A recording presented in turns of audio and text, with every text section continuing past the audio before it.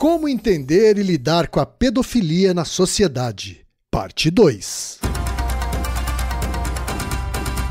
Naruhodo.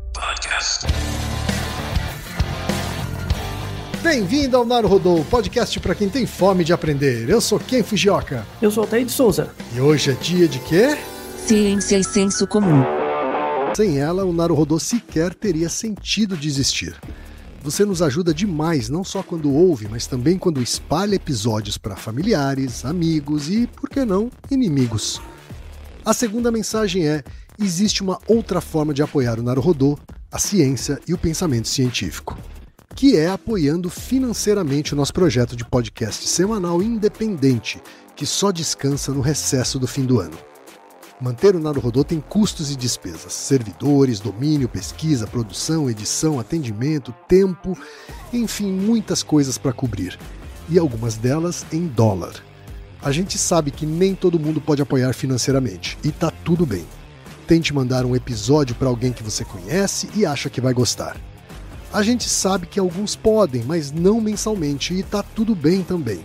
Você pode apoiar quando puder e cancelar quando quiser. O apoio mínimo é de R$15 e pode ser feito pela plataforma Orelo ou pela plataforma Apoia-se. Para quem está fora do Brasil, temos até a plataforma Patreon. É isso, gente. Estamos enfrentando um momento importante e você pode ajudar a combater o negacionismo e manter a chama da ciência acesa. Então fica aqui o nosso convite. Apoie o Naruhodo como... Essas pré-pubres, aí varia a definição se é antes dos 11 ou dos 13 anos. Basicamente essa foi a discussão inicial. Tem alguns trabalhos sobre isso, só que o problema é que, como é uma condição muito estigmatizante, a gente tem uma dificuldade na literatura de achar bons artigos baseados em bons dados, né? E aí surgiu uma discussão sobre os condicionantes da pedofilia, e muita gente achava no passado que tinha uma causa material forte, então tinha um gene ou uma área cerebral comprometida. Os estudos mais modernos mostram que não é assim, não existe gene e não existem áreas cerebrais, né? Somente em pessoas que são criminosas sexuais, mas aí elas seriam criminosas também por outras coisas, então não necessariamente é ligado à questão sexual. A gente comenta que a associação entre pedofilia e abuso sexual na infância, ela existe, mas ela não é forte, tá? Existem pessoas que sofreram abuso e não viraram pedófilos, e existem pessoas que são pedófilos e não sofreram abuso. E é um contingente razoável, então não tem uma relação de causa e efeito. Mas existem as duas principais variáveis mediadoras e moderadoras desse efeito, é renda. Então, renda mais baixa leva a menos informação e reprodução de certas normas sociais muito desatualizadas, o que leva a danos às pessoas. E uma coisa muito importante é o efeito de educação sexual. A educação sexual, em momentos iniciais do desenvolvimento, é fundamental para evitar tanto a ocorrência de fenômenos de pedofilia como a identificação, né? Porque muitas vezes a criança que passa por esse tipo de situação, ela não consegue identificar. E aí é a mensagem principal desse episódio, né? É um episódio específico sobre educação sexual, né? No episódio passado, contamos com a brilhante contribuição da Svetlana, que me ajudou também a construir a primeira parte. Vou trazer algumas coisas que ela comentou no primeiro episódio aqui de novo, como uma iniciação para o segundo, tá? Para essa segunda parte. Mas teremos uma convidada aqui também, que é a Juliana Constantino, que é uma colega minha, psicóloga lá do Paraná, que trabalha na área jurídica, inclusive emitindo laudos, coisas do tipo.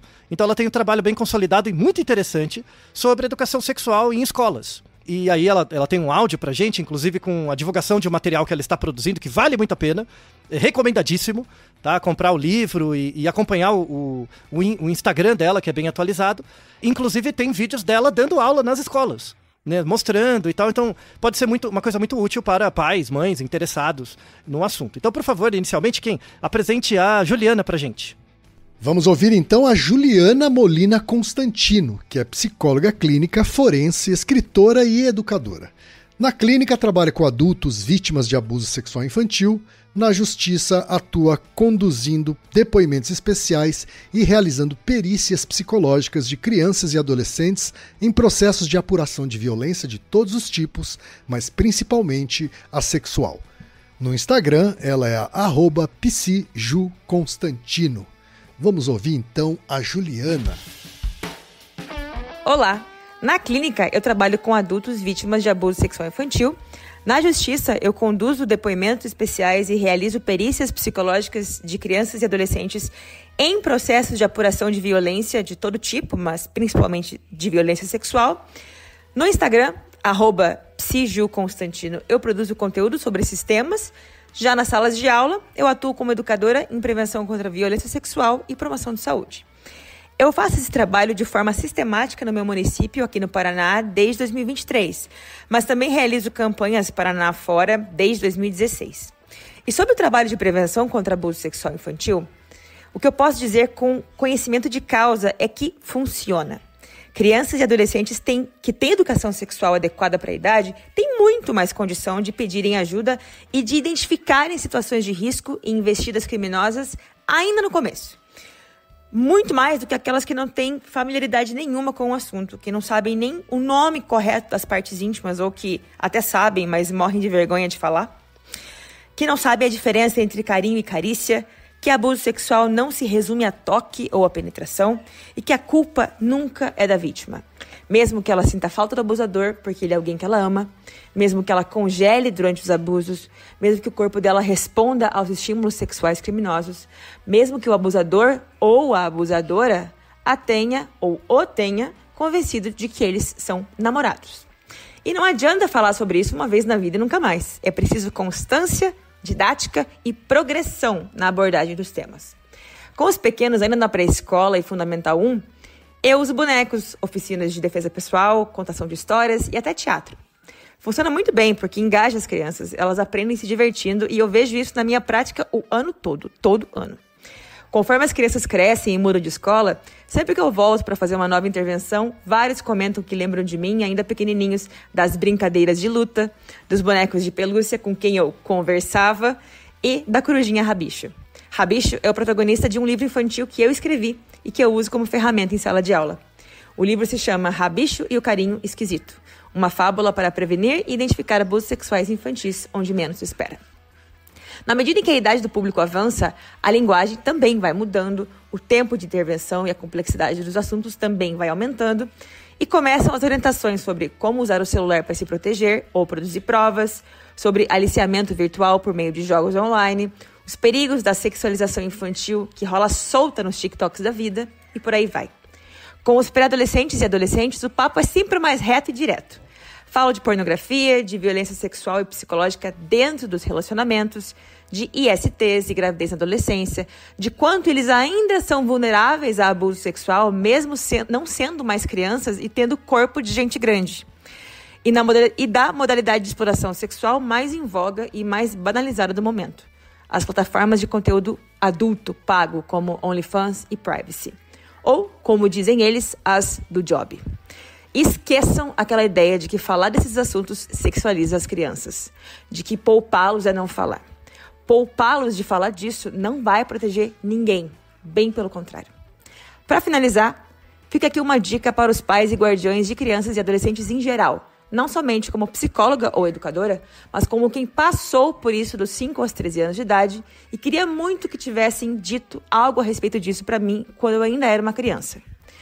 Se estes são assuntos sensíveis para vocês, cuidadores, tratem suas feridas, informem-se sobre os assuntos relacionados ao mundo dos filhos de vocês e estejam abertos aos questionamentos deles. Porque se não forem vocês a serem as fontes primárias de informação segura e acolhimento deles, os amigos que não sabem nada ou que sabem tão pouco quanto eles serão.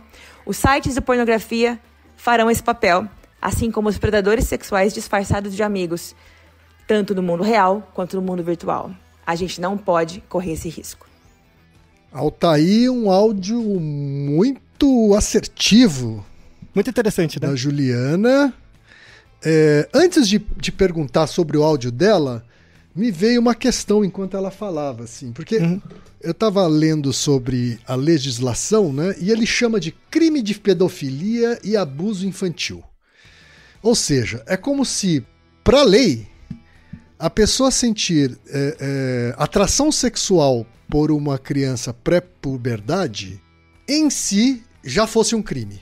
E não o ato de fazer algo a partir desse desejo. Isso. Né? Essa é uma dificuldade do direito. Isso é um uma problema. Dificuldade, né? Porque, tipo, eu tenho que saber o que você está pensando e eu posso presumir isso. Onde que está a presunção de culpa? Sabe? Então tem vários problemas. Tá? É como se assim, então eu tenho na cabeça a fantasia de matar alguém, então você já é um homicida. Então, complicado. Percebe que isso é complicado? E daí volta o argumento do episódio anterior, que é o advocacy, né? Quando você tira o estigma um pouco, cria novos termos e consegue reaproximar, dá uma gradação para os fenômenos, né?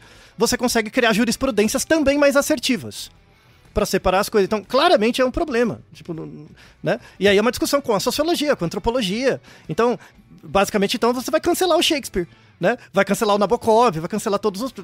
Não faz sentido, sabe? Então, de fato, é só casos muito graves. Vai né? cancelar pensamentos, Altair, que não precisam nem ser externados, hein? Exato. No limite vai cancelar todos nós, né? Porque todo mundo tem presunção de culpa, sabe? E aí lascou-se, sabe? Sim. Então, vira uma coisa muito... Porque como a pedofilia é algo muito moralmente grave, né? As pessoas passam pano pra isso, mas isso abre requisito pra outras coisas mais leves. Sim. Que aí junta com a fala da Svetlana, né? Dos fetiches que ela comentou, né? Que tem... E aí, esse é um ponto, muito boa pergunta aqui, fantástico. Que coloca o que a Svetlana colocou, por exemplo, dos tipos de fetiche, né? Que ela já atendeu, já viu, enfim. Eu vou dar o exemplo do BDSM mesmo, né? Que eu comentei, eu vou trazer melhor. Né? O BDSM formal, né? Os fetiches ligados à dominação e submissão, eles sempre passam por consentimento. Tem que ter o consentimento. Tanto é que tem aquela coisa da palavra de segurança. Tá? Que muitas vezes não tem nada a ver. Você fala pato azul, que não tem nada a ver e pronto. Tá? Sim. Então a pessoa pode ficar reclamando, enfim, você continua, mas... e aí, o que tem um consentimento, né? Consentimento tipo, eu não dou conta de fazer isso que você quer, né? Então, tudo bem, é um consentimento, tudo bem que você não dá conta. Ou a pessoa também, não, eu não dou conta de estar nesse lugar. Perfeito, tá? Não tem problema. Então, mas, de novo, para você ter essa capacidade de metacognição para associar o seu desejo a um certo comportamento ritualizado, e aí liga com o nosso Naruhodo mais antigo, 403, sobre fetiches sexuais, né? Para você ligar a ritualização dos comportamentos, né? Você tem que ter uma elaboração sobre isso, histórica, de vida. Então, quando você fala, por exemplo, do age play, né, que é você ter comportamentos de uma pessoa mais jovem, usar roupas de pessoas mais jovens, num certo contexto controlado, com consentimento, né, é um problema? Não é um problema, tá? A questão existem pessoas que têm o age play como uma prática excitante para si mesma, que passaram por assédio ou abuso na infância? Tem. Mas tem pessoas que também não passaram. Sabe? Então não discrimina tanto. Esse caso tem que ser visto mais 1 a 1, caso a caso, tá? Então, uma coisa muito importante quando você estuda o fetiche mesmo, é você entender que em locais mais organizados, é tudo muito bem feito. E aí entra uma coisa muito importante. Por exemplo, BDSM, né, que são os fetiches ligados à submissão e dominação, não é para adolescente e criança. Você tem que ser maior. Certo. Sabe? Então, se você chega pra mim lá, você tem 16 anos. Mas eu curto ser dominador, ser sub. Azar o seu. Sabe? Espera os 18. Sabe? Isso é muito claro. Sabe? Não é pra criança e adolescente. Não é. Tá? E isso já é uma coisa ligada à educação sexual. Por exemplo, começa por aí. Você colocar um limite inicial. E aí tem tudo a ver com o argumento do episódio duplo que a gente gravou sobre maconha. Né? Que... Deus me livre, assim, misericórdia eu ser, tipo, moralista de falar não fuma, tá? Mas se você começa a fumar maconha com 11 anos e cresce o desenvolvimento do seu cérebro usando esse bagulho, depois você vai achar que você tem TDAH, é por causa da maconha que tá junto com o seu cérebro. É zoado, entendeu? Então a questão quer fumar, mas fuma depois que o seu cérebro amadurecer, entendeu? E isso é a redução de danos, coloca o limite, né? Então a gente já sabe, tem trabalhos... tem o Naruhodo 399, que é sobre pornografia. Pornografia em si não vicia. Mas tem a questão da idade. É igual a maconha. Se você for exposto à pornografia cada vez mais pesada, por controle de estímulos... Porque assim, eu vejo um filme pornográfico com 10 anos, 11... Que hoje, né, na internet você aperta, cai uma bunda, né? Então, pra criança pequena tá no tablet, jogando Minecraft, de repente cai uma bunda de algum lugar, porque apertou um botão errado, né? Então, regulação da rede social, primeira coisa, né? Porque a criança, não é culpa dela, mas ela tá lá. Aí ela viu um filme pornográfico, pá. Aí conforme, se não tiver uma restrição, uma conversa sobre isso, e ela for exposta continuamente, né, é exatamente o argumento do episódio 403, que é, você vai gerando controle de estímulos. Então como é que eu crio o fetiche? Eu associo sexo com uma meia, aí depois eu associo eu vou fazendo pareamento, né, do sexo com uma meia. Aí eu começo a gostar de meias, porque a meia me remete ao sexo. Sabe? E aí você vai deslocando, aí a meia vai virando uma roupa, vai virando uma outra coisa, e vai deslocando com o tempo, por meio de exposição, né? Boa parte dos fetiches acontece por controle de estímulos, e pra bem ou pra mal. Então assim, você ser exposto muito cedo à pornografia é um problema. Não quer dizer que a pornografia vicia, mas ser exposto muito cedo gera um dano, porque tem a ver com a maturação do seu cérebro, tá? Então assim, adolescente com fetiche, velho, não. Não, tá? Essa é a primeira parte. Primeira grande contribuição para a educação sexual, tá? Sim, tá certo. Primeira coisa. Aí, baixando o nível, né? Para crianças mais novas, tá? Como é que você aprendeu sobre sexo? Como é que você aprendeu? Você conversou com seus pais? Eu não conversei com os meus. Não. A minha geração aprendeu com... batendo cabeça. Revista pornográfica. Isso. Zoeira dos moleque. Filme, né? pornográfico. Isso. E com outros amigos que não entendiam nada tanto quanto eu. Exato. Competição, né? Competição lá de quem inventava melhor lorotas, tá? Já vê que é um problema, é um poço para desenvolver coisas desadaptadas, né? Porque como não tem uma pedagogia, tem gente que fica muito proficiente, tem gente que fica muito mal. Não tem jeito, tá? Então, a ideia, o que a gente tem na literatura é assim, né? Puxando do primeiro episódio, né? A terapia é fundamental, né? Caso você seja uma pessoa que se identifica com essa coisa do MAPS, né? Pessoalmente, é você com você mesmo, não precisa falar pra ninguém. A terapia ajuda muito. Né? Certo. Porque às vezes pode ser uma coisa situacional, é uma coisa pontual, né? Às vezes, de fato, é alguma coisa que tem que ser construída e não necessariamente foi ligada a um abuso. Pode ter sido ligado, mas pode também não ser. O espaço adequado para falar isso é com o terapeuta, né? Mas aí o terapeuta tem que ter o preparo, né? E daí a importância da grande importância da Juliana, por exemplo, que já trabalha com isso. Né? Tem conhecimento de caso, tem material, recomendo muito o livro que ela falou, né? O livro da Corujinha. Gostei muito do áudio dela. Muito legal, importante mesmo, veja o Instagram dela, tem os exemplos, importantíssimo, tá? O que a gente já tem na literatura é que assim, a atração sexual não necessariamente implica em ação, tá? Isso vale pra qualquer pessoa. Então, e aí a gente tem o Naruhodo sobre macho alfa, né? Que uma das coisas pra você diminuir, por exemplo, a incidência de comportamentos desadaptativos sexuais em menores, né, é você lutar contra o machismo, o sexismo, a misoginia, até a estrutura patriarcal, tá? Isso ajuda.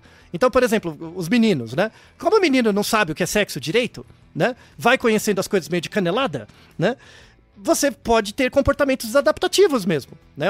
Você pode, às vezes, bater numas coisas muito estranhas e ficar por lá e não voltar, né? E ainda mais no mundo da internet, já viu? Discord, né? Os grupos muito loucos, porque com certeza, e isso é probabilidade 1, ok? Quando sua filha ficar um pouquinho mais velha, ela vai saber mexer no celular melhor que você. Batata, vai saber, porque ela gasta mais tempo treinando aquilo. Então, com certeza vai achar coisas que você não vai nem imagina que tem, né? Acontece, tá? Porque você era assim, você sabia mexer nas fitas de vídeo, seus pais não sabiam. Lembra das Betamax? Lembra dos VHS? Sim, lembra? sim. Você sabia lá, mexer no controle do videocassete, né? Mesma coisa. Então, a atração sexual não necessariamente implica em ação. Pra ter um pouco mais de empatia, tipo, se eu sou homem, não é porque eu gosto daquela mulher X, né, que eu me sinto atraído por ela, que eu vou necessariamente agarrar a mulher. Entende? Então, a atração não necessariamente implica em ação. Isso vale pra qualquer coisa, tá? A segunda coisa importante da literatura. Todo estigma leva a um dano psicológico. Toda estigmatização pesada leva a um dano psicológico, mesmo que a pessoa não tenha feito nada. Então ela tem o conflito nela, né? Mas como isso é estigmatizado, sempre vai levar a um dano, tá? Então não falar sobre é um problema, tá? E aí volto no exemplo do primeiro episódio que eu falei lá de você ter intolerância a glúten, né? Você não é estigmatizado por ter intolerância a glúten, por isso que você pode pesquisar, você pode ir no médico, eu comi pão e fiquei estufado, o que você acha que é? Né? É fácil de encontrar informações na internet, se orientar, encontrar grupos de pessoas que também são intolerantes, tem até uma pressão social, inclusive econômica, para produzir produtos que são gluten-free, e aí a pessoa escolhe, percebe que é muito, porque não é estigmatizado, mas imagina se fosse crime, né? Por exemplo, imagina que a gente vivesse numa xaria, que você era obrigado a comer a hóstia todo dia. E a hóstia tem glúten. Pô, você é um pecador, entendeu? Lascou-se. Percebe que pode gerar um dano? Sim, complicado. Então tem que se falar, tá? Terceiro ponto. A terapia sempre ajuda a reposicionar e adaptar. Não necessariamente muda o sentimento, né? Não necessariamente muda o sentimento, mas pode, com certeza, ajuda você a se reposicionar e se adaptar. E aí tem a ver com o nosso Naruhodo sobre tédio, né? Se você encontra novos limites e você é criativo com eles, você consegue ter uma vida até muito mais frutífera, mesmo na ausência do estímulo de desejo, né? Isso é importante, né? É uma coisa importante. E não vale só, não é pra ficar pensando em pedofilia. Pensa na sua vida. Muitas vezes você não ter conseguido aquilo que você queria te fez uma pessoa melhor. Se você se adaptou, sabe? É importante, é que as pessoas põem essa coisa moral, mas vale pra qualquer coisa. Tá? Claro. E a quarta coisa, todo comportamento sexual pode ser mudado. Pode ser adaptado.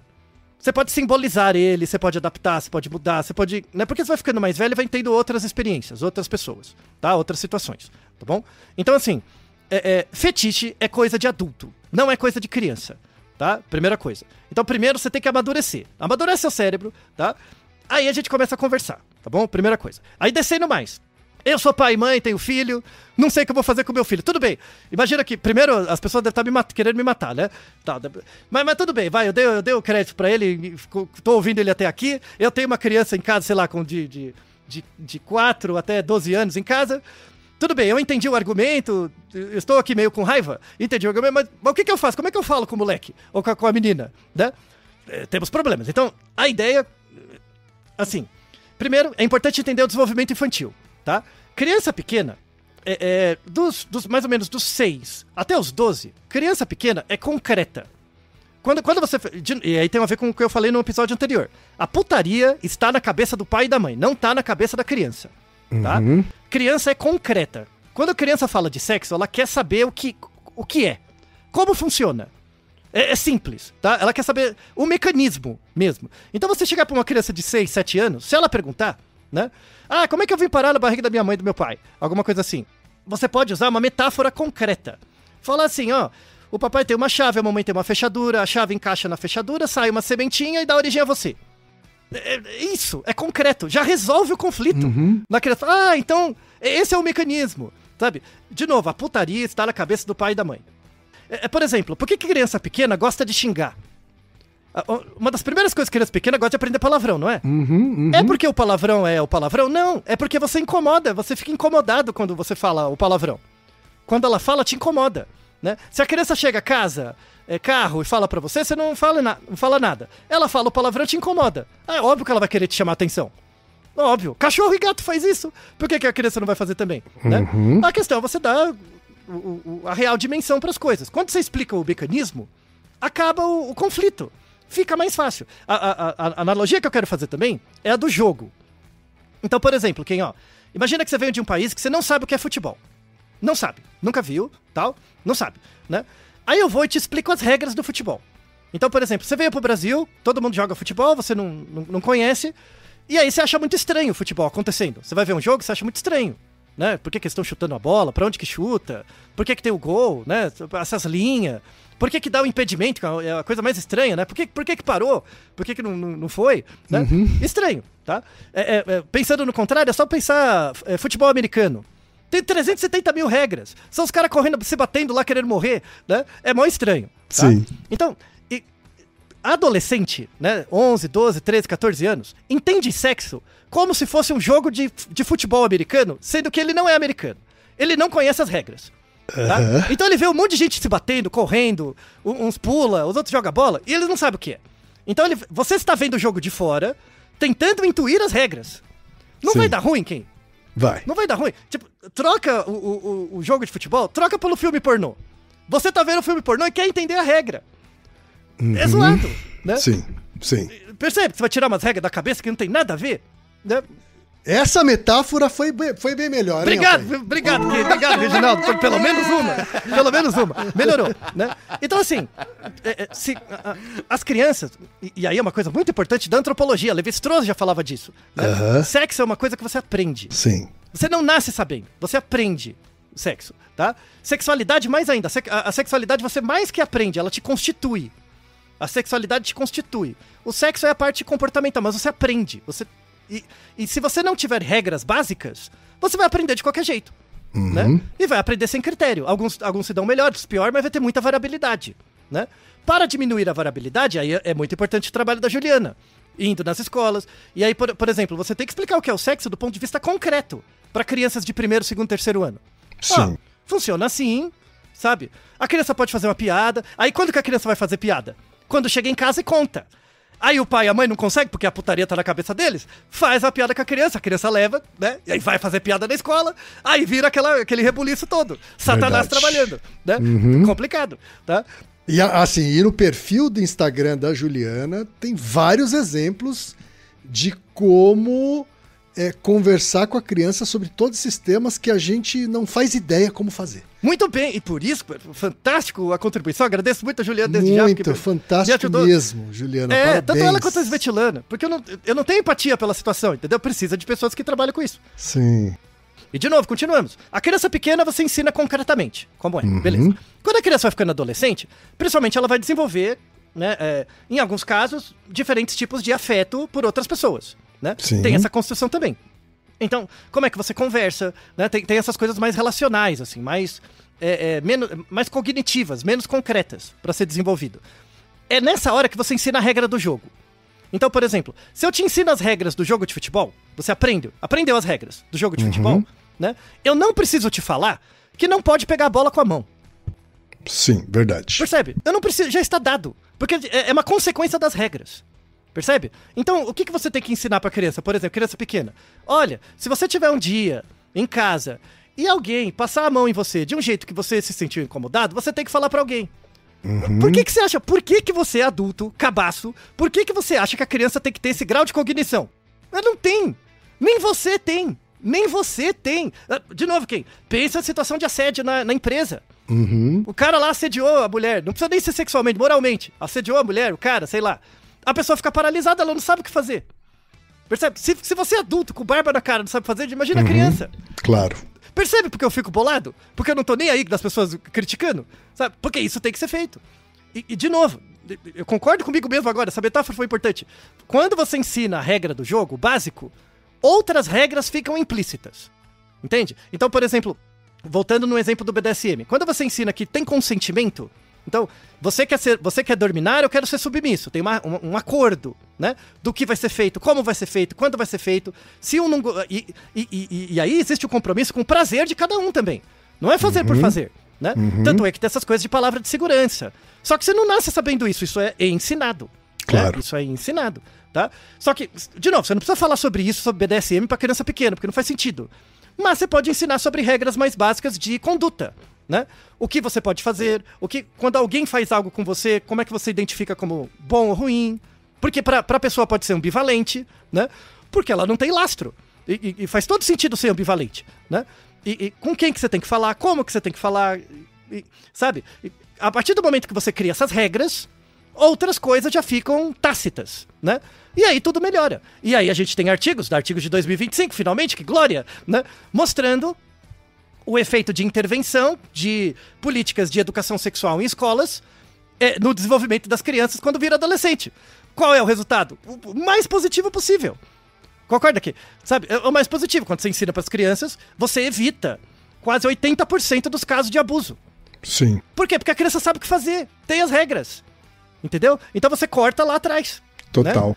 Salvo situações muito graves, aí é uma situação cárcere, sabe? Aí vira coisas isoladas mesmo, aí é o caso da pedofilia mesmo, né? Mas você evita todo um degradê de coisas que podem ser evitadas e todo mundo ganha, sabe? Todo mundo ganha. A gente só precisa convencer a sociedade.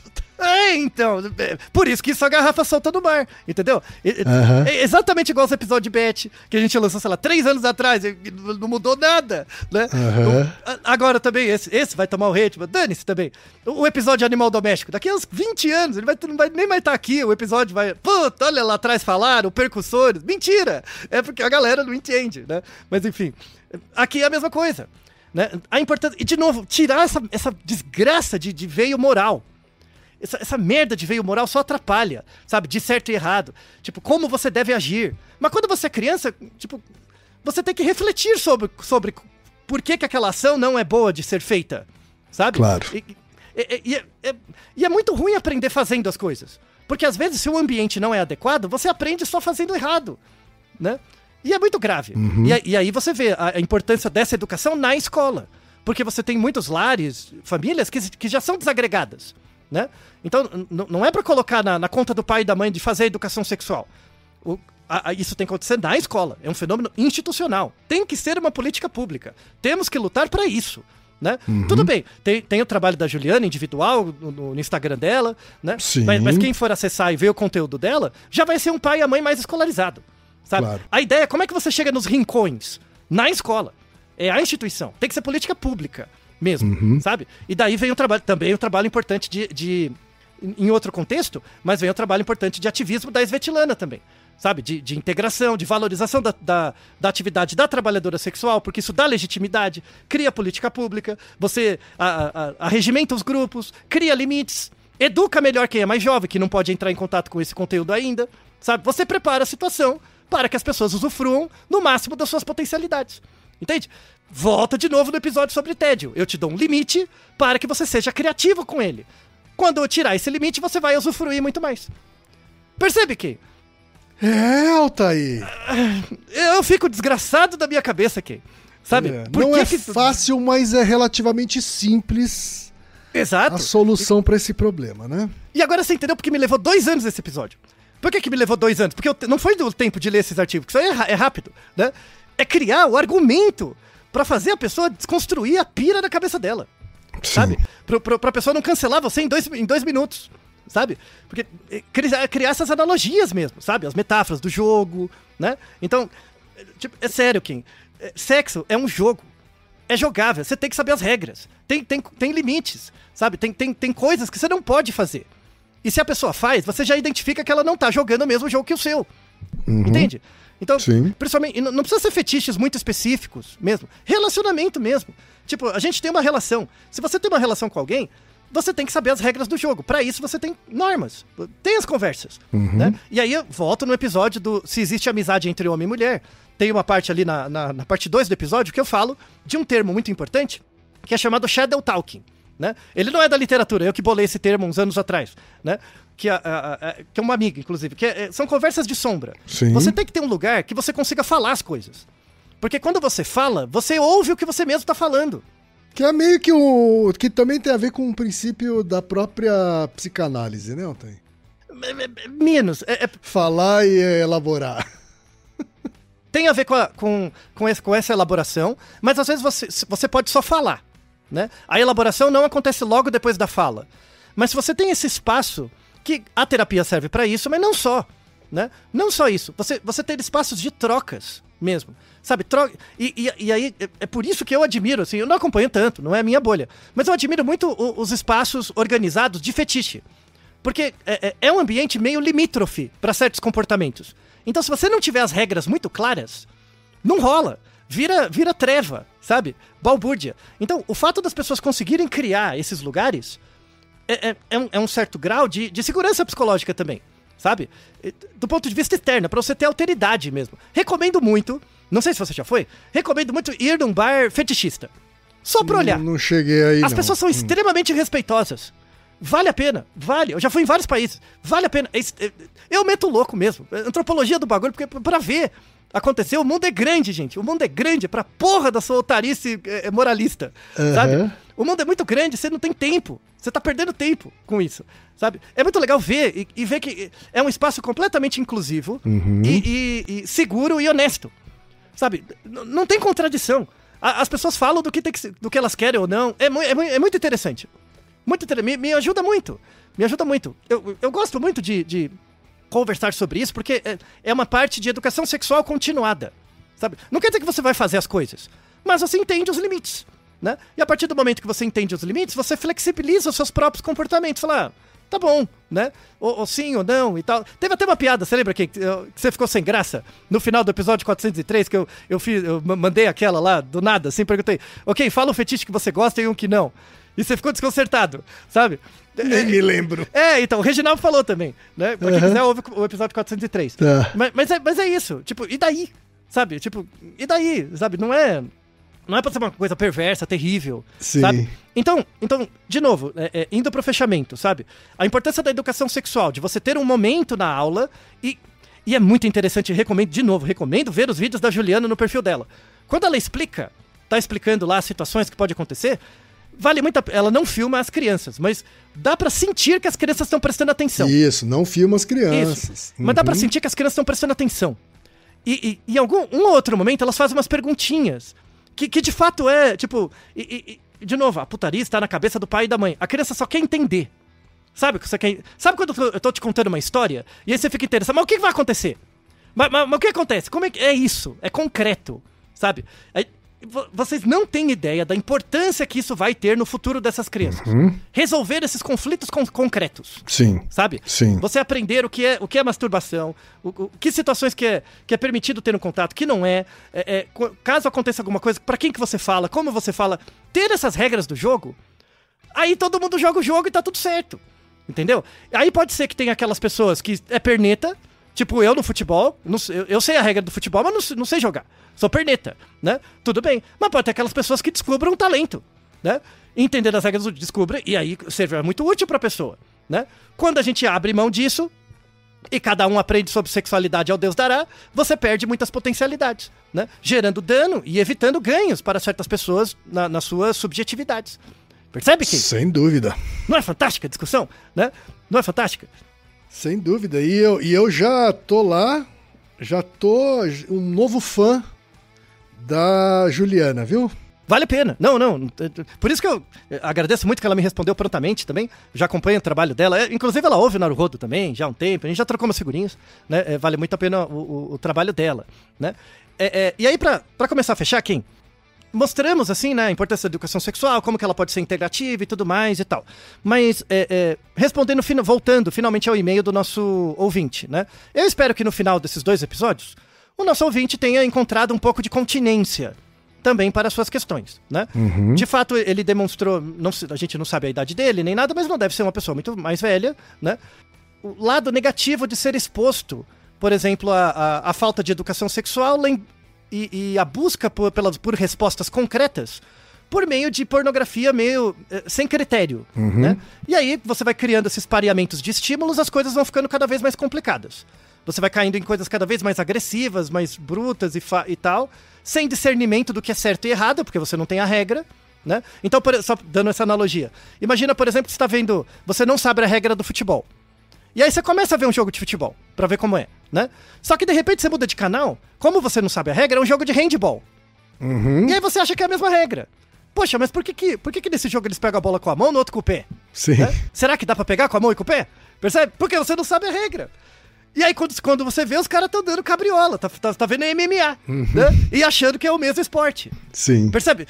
A metáfora funciona nesse caso. Tá vendo? Indo pro esporte. Cada vez você vai normatizando umas coisas bizarras, entendeu? E aí você começa a pagar pra ver gente bêbada lutando na rua, apostado, sabe? Percebe que a coisa vai escalando, vai ficando zoado, né? Se adulto faz isso, imagina criança e adolescente. Volto naquela fala, a adolescência é a fase que tudo faz sentido porque você é um otário, né?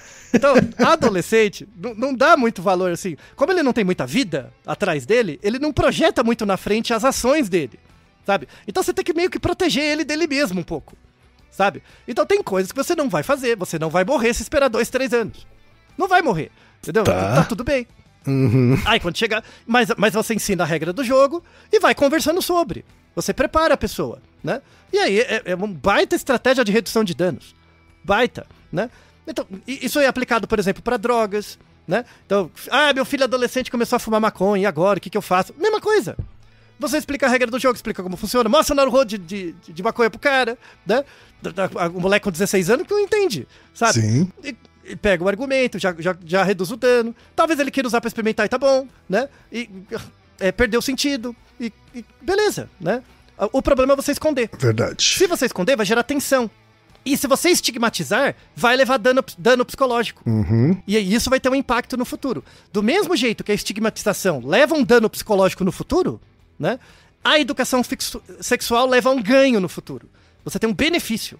Porque você entende melhor as coisas, você fica mais autocontrolado. Você não é menos impulsivo. Você sabe como se relacionar, que pessoa você escolhe, se você quer ficar com essa pessoa pouco tempo, muito tempo, você consegue justificar para você melhor as suas ações, né? Sim. E justificar para os outros, né? Então, poxa, Ken, acho que no final desses 2 episódios, veja que a gente só tem a ganhar fazendo isso. Você concorda? Eu concordo. Por isso que fizemos, né? É por isso que o Naruhodo não tem compromisso com like, com seguidor, dane-se. O objetivo é produzir o material e jogar a garrafa. É, né? Isso aí. Quando você estiver preparado para ouvir esse episódio, ouça. Mas se não tiver, tudo bem também. Passe para alguém que ouça no seu lugar. Exato. Passe para alguém e você pule pro próximo. Isso. E mais importante que isso, leia as referências. Não precisa ouvir os episódios, mas leia as referências. Os artigos. São fantásticos. Sim. Tá? E Sim. siga o trabalho da Juliana e da Svetlana. Se não fosse por elas, o episódio não sairia aqui. Verdade. Porque, sério, eu não tenho empatia por essas condições. Né? E mais, eu desenvolvi muita alteridade. Sou muito grato às duas. De verdade, me deu espaços de alteridade. Sabe? De pensar, poxa, como que é essa situação mesmo? Né? Daí a importância do protocolo Galia também, né? Que até a Svetlana comenta. Então é muito importante. E, aliás, recomendo que o Ken já conversou, entrevistou a Carol Bononi. Né? A Carol Bononi, que é uma pesquisadora que estuda, né, as trabalhadoras sexuais, está terminando seu doutorado logo mais. Né? Parabéns, antes de mais nada. Ela também deu uma entrevista para o Naruhodo, trabalho fantástico, e me ajudou também para... referências que ela nos foi passando, né? São algumas referências que estão presentes aqui também nesse episódio. É verdade. Então, deixa eu ver, o Naruhodo entrevista 21. Isso. Com a Carol isso. Bonomi. Vale muito a pena também ouvir como material complementar tanto a trajetória dela quanto a pesquisa dela de doutorado que ela está terminando, tá? Então, parabéns desde já. E agradeço a paciência de chegar até aqui, Ken. Não sei se você ficou com medo no começo, mas acho que chegamos no final aprazível, né? Para a discussão, tá? Então, medo eu sempre tenho, Altair, mas vai com medo mesmo. Exatamente, muito bem, tem que ser assim mesmo, né? Então, ó, para que as pessoas não confundam futebol com MMA, né? E nem vôlei, e nem handball, tá? Para que a pessoa jogue cada esporte do jeito que tem que ser jogado, entendendo suas regras e entendendo seu corpo em relação a essas regras. Tá certo. Isso vai fazer com que você desenvolva sua saúde psicológica, sexual e comportamental muito melhor. É isso que desejamos para todos vocês, seus filhos, parentes, amigos, amásios e tudo mais o que importa. Tá certo, então, Altair. E Naruhodo, ilustríssimo ouvinte. E você já sabe, aqui no Naruhodo, quem faz a pauta é você. Você tem alguma pergunta pra gente ou quer comentar algum episódio? Escreva pra nós. podcast@naruhodo.com.br. Repetindo? podcast@naruhodo.com.br. E lembre-se, mande nome completo, idade, profissão e a cidade de onde você está falando. É isso aí. Naruhodo. Esse podcast é apresentado por b9.com.br.